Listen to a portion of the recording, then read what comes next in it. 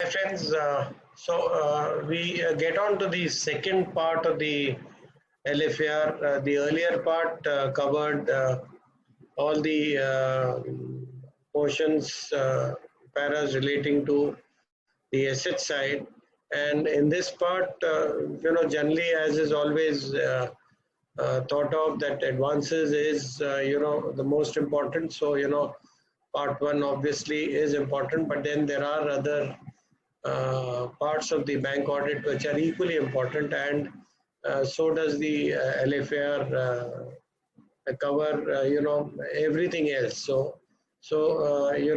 This particular portion, which again, for the sake of repeating, I need to inform you that this is part of the webinar I held. It was held with respect to the coverage of the entire LFAR, and to avoid recording it again, number one because of my health, and also number two because of the paucity of time, with auditors on the verge of completing branch audits across India.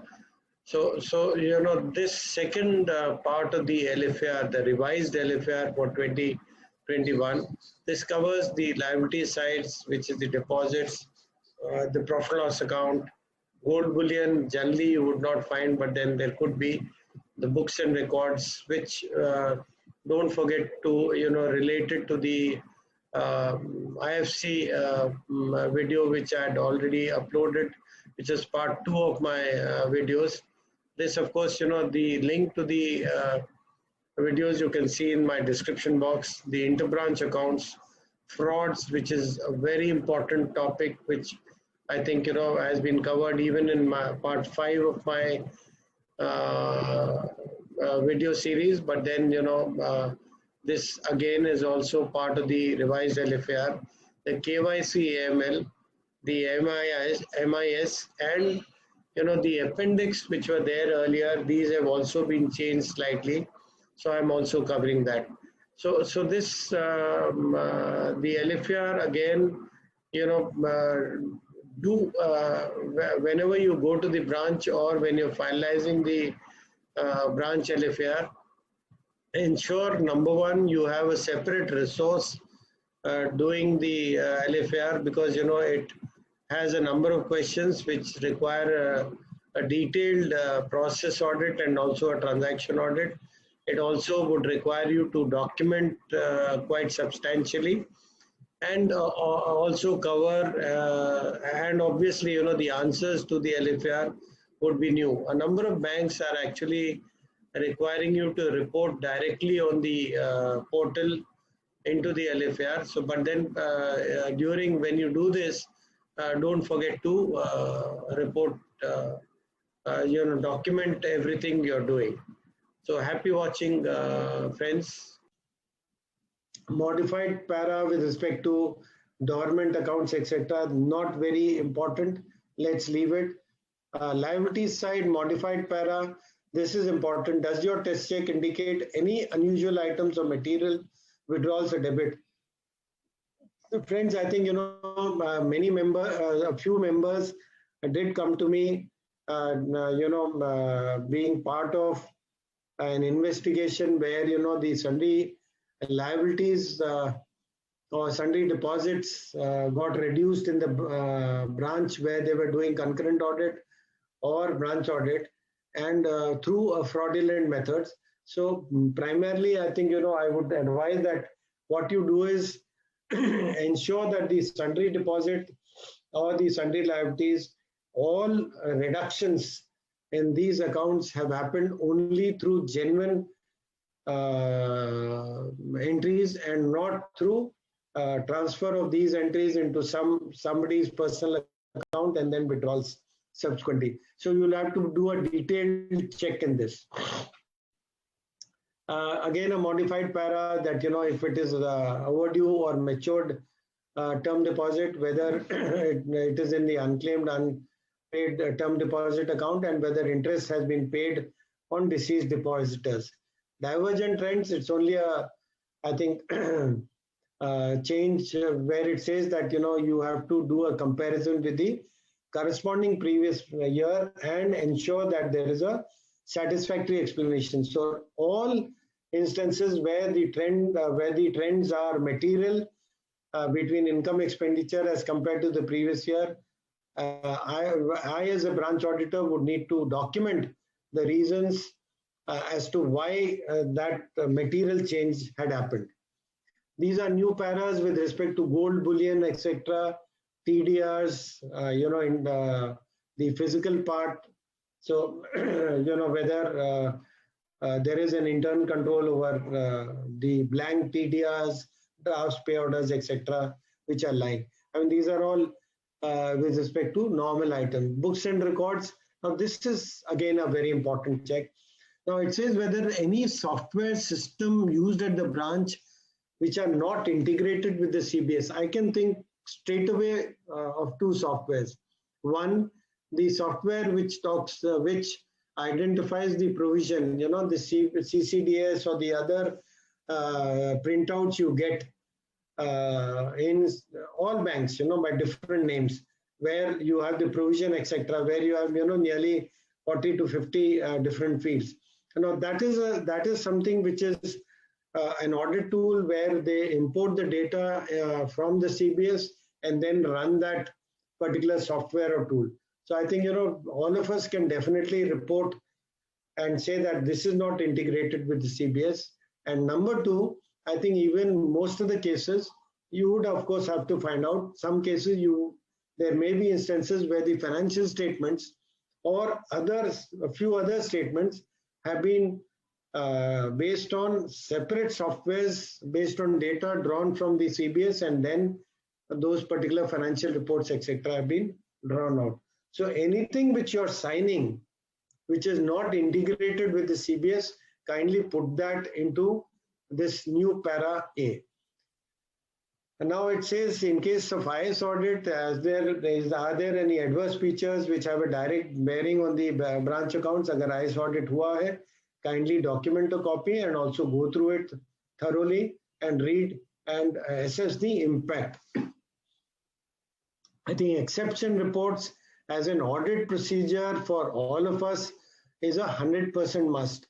Without generating the exception report of the last few days of March 2021, I do not think a branch audit should be closed, because exception reports will give you transactions which are either manual, which are beyond the sanctioning power of the branch manager, or also which are beyond the limit of particular borrowers. There will be various exception reports, but then these are reports which you need to download and at least document for other than 31st March, a few days in March, and also 2nd of April or 1st of April, whenever that exception report 2021, whenever it can be generated. Again, new para, again with respect to daily exception report, whether the system warrants expeditious compliance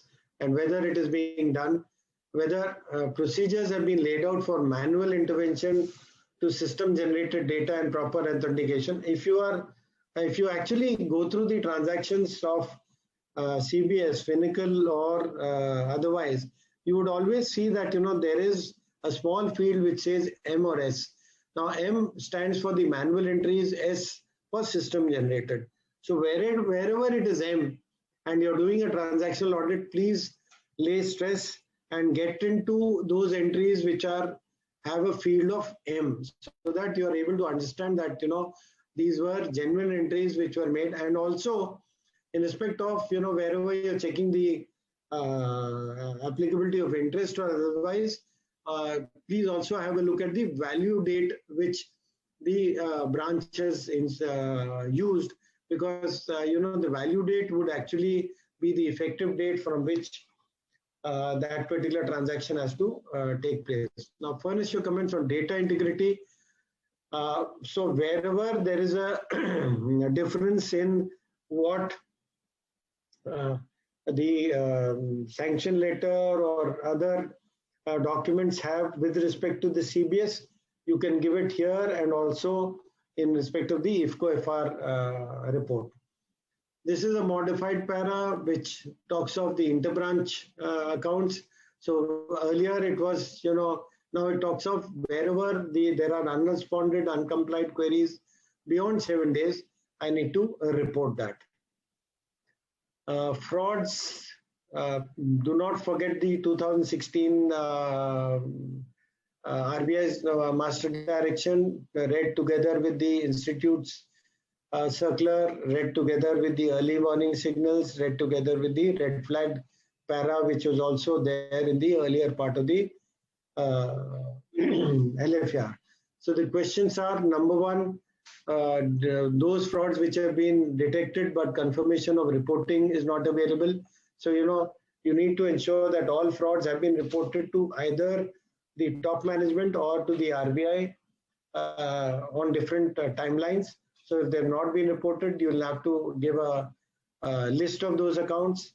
And if there are suspected of likely fraud cases which have been reported by branch to the higher office, because see, by the time an account is declared as a fraud, it does involve investigation, internal investigation, and then subsequently some legal formalities of filing an FIR, etc. So that is why where they have been reported as frauds to the RBI, but you do not have proof, report it in one. Where the management has already identified those accounts as a likely fraud or a suspected fraud, and they have not been reported to the higher office, those also have to be identified and provided in detail in para 2. Early warning signals, this is in respect of the 43 parameters I was talking of the master direction of 2016. So, if you identify some early warning signals which the bank has not identified and reported, you can report it in this particular section. In respect of frauds, they have asked us to comment on the potential risk area which might lead to perpetuation of frauds. Now, this example is given in the RBI circular itself, but also in the on a more detailed basis in the RBI master direction of 2016 on frauds. It has everything, falsification. So if you see, it is talks of use of current accounts outside consortium. So suppose your financial statements reflects a current account which is not declared in the multiple banking or the consortium of accounts, probably you can take it as the first bullet point. Wherever you find, as per the master direction, any early warning signal, please highlight that and report it as a possible risk of the account being a fraud. There is a central fraud registry available for all banks. Now, like for CERSAI, like for the title deeds, जो CERSAI portal बना हुआ है, इसी तरह for 1 CR and above, there is a central fraud registry which is the CFR registry portal. Unfortunately, bank or branch auditors cannot visit this portal because the login ID is with the branch.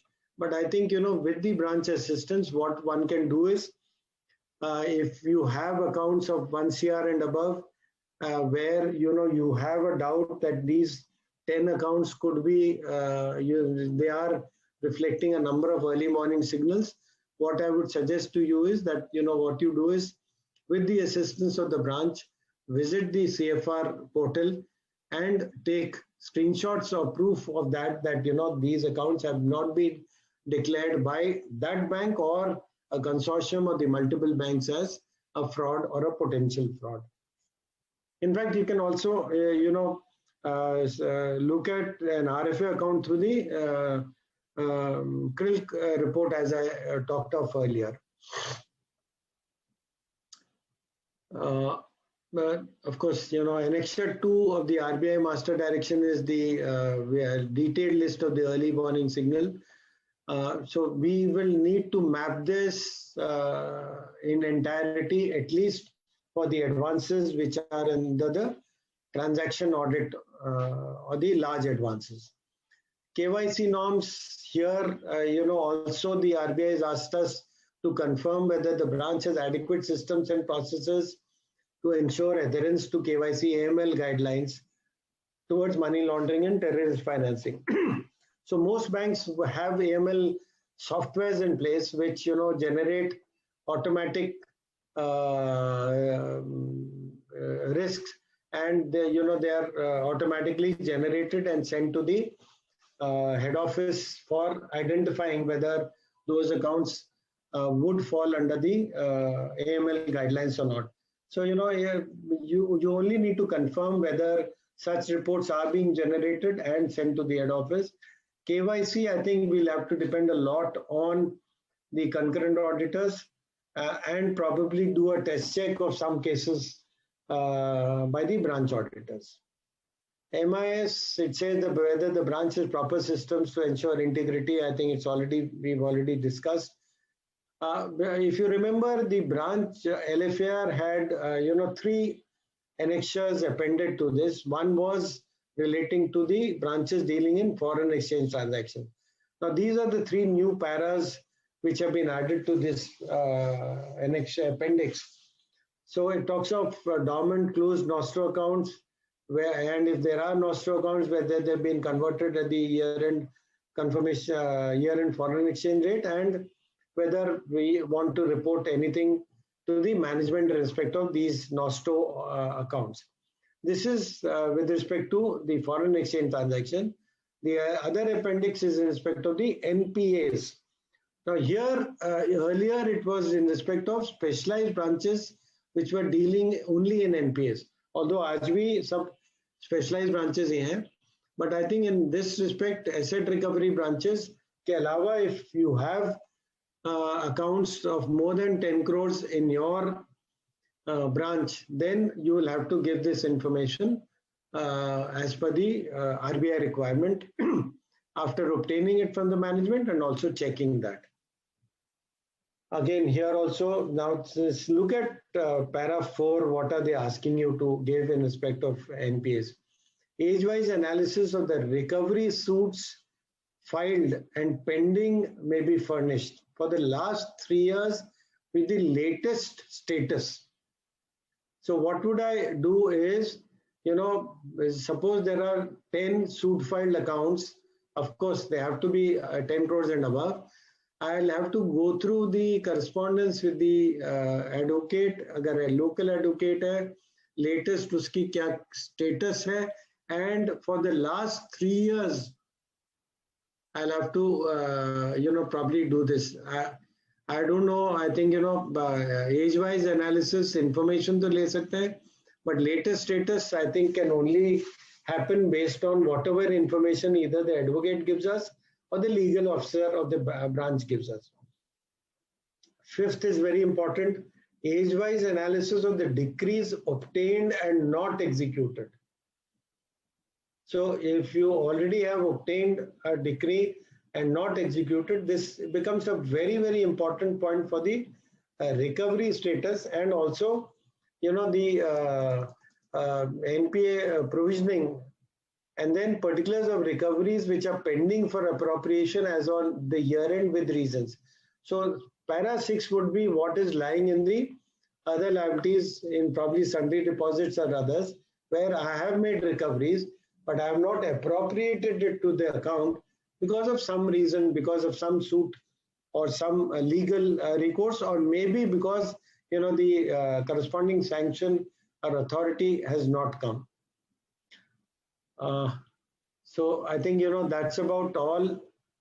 It was about all about the revised LFAR of 2020, which you would need to report during the current year's branch audit. Also, in case you do have any questions on the LFAR or otherwise, You can send a WhatsApp to me and expect a voice note in response. Also, in case you need to watch any of my other videos, this is part 7. So any other videos on the IFC or on the Supreme Court order, the RBI circular of 7th April, along with the FAQs on NPS. The FAQs I've taken up in that part 5 of my video series. They are obviously not very complicated, but then based on the general issues which are raised to me by members, that is what I've taken up, so that there is clarity across other members too. Then there is also a very important video which I've uploaded, that is with respect to the resolution of the COVID stressed accounts as per the 6th August 2020 circular of the RBI, which relates to both the personal loans, the other borrowers, and also the MSME account.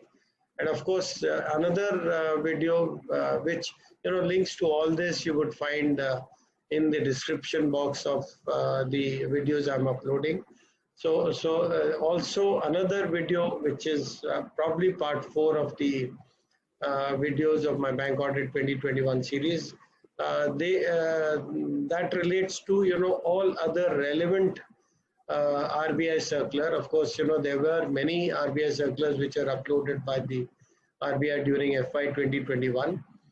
So that related to the other circulars which you as a branch auditor need to not only go through it, but also ensure compliance with all of it. Do hope to see you in the next part of my video series. I do hope also that you're liking all the videos I'm uploading. The purpose is to probably help you in understanding on at least a macro level of the complexities which are involved in bank branch audits. Generally, because auditors do not, we as chartered accountants do not carry out bank assignments on a regular basis, unlike probably GST, income tax, and general audit. So that is the purpose of starting this bank audit video series. I do hope you're liking it, and if you do like it, and if you do have an issue, so please revert back to me so that I can improve and incorporate other things which you want to. And in case members do want me to touch upon any other subject during the current bank audit season of 2021, please do write to me or WhatsApp the same to me. Thank you. Stay safe. Good night. Bye-bye.